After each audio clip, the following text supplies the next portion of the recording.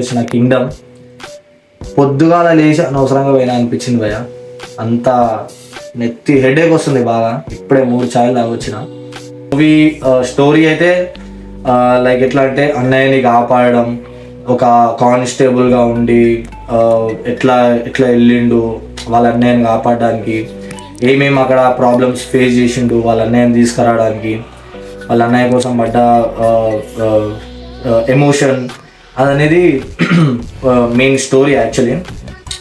But plot అయితే అంత flat ఉంటుంది మూవీ, వెరీ వెరీ ఫ్లాట్ ఉంటుంది మూవీ. హై సీన్స్ అయితే జీరో. హై సీన్స్ ఏముండవు, అసలు ఏముండవు, నథింగ్. ఎలివేషన్ సీన్స్ అసలు ఏం ఎక్స్పెక్ట్ చేయకండి మీరు, ఏం ఎక్స్పెక్టేషన్స్ లేకుండా మూవీకి అయితే వెళ్ళొచ్చు ఫుల్. బట్ మళ్ళీ మూవీ వెళ్తున్నా కొద్దీ ఎమోషన్ అనేది కూడా అంత వర్కౌట్ కాదు. బట్ టూ ఫ్లాట్ అసలు అని చెప్పొచ్చు అంతే, అంతకు మించి ఏం లేదు మూవీలో.